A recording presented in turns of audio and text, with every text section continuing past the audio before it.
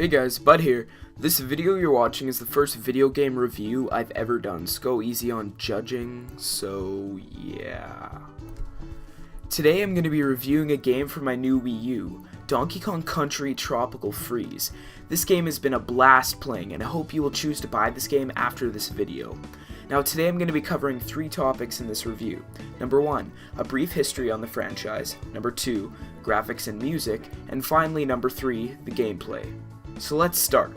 Donkey Kong first appeared in the arcade game, also labeled Donkey Kong, in which an ape, also known as Donkey Kong, has captured Jumpman's girlfriend Pauline. Now Jumpman is basically just Mario's old name before he evolved into Mario. Now most of you are familiar with this game, so I'm not really going to bother explaining it. Donkey Kong then appeared in various titles afterward, but the first game where DK was played as the main protagonist fighting through a side-scroller world was in Donkey Kong Country, developed by Rare for the NES, or Nintendo Entertainment System.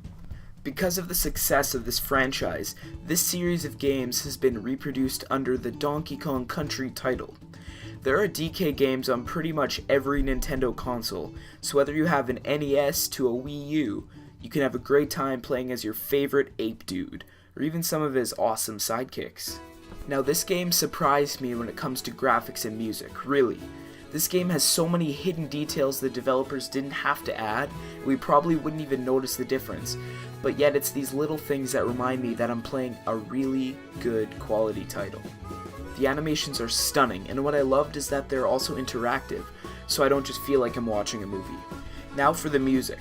Retro Studios brought back one of my personal favorite score-perfecting masterminds that goes by the name of Mr. David Wise.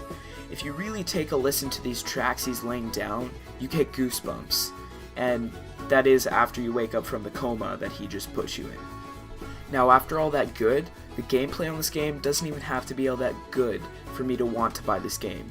But Retro Studios knew what they were doing because this game actually rules. I've dished hours into this game and haven't lost interest at all.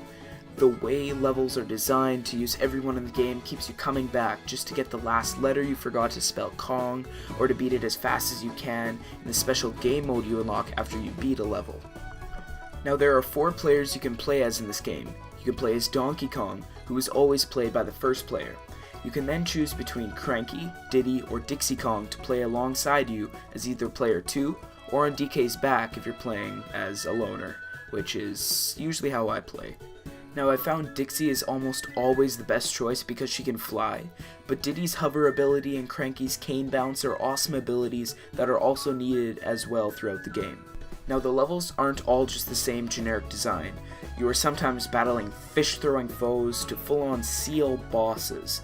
There are also levels played in minecarts, shadows, and my least favorite, jumping across wooden platforms that fall shortly after you walk on them. Before I end the review, I'd like to mention my favorite part about this game, the bosses. The bosses are so much fun to play with a friend, and sometimes you can end up losing all your balloons before you even get halfway into the boss. Now this game is definitely a challenge, so don't rage if you don't beat a level the first try.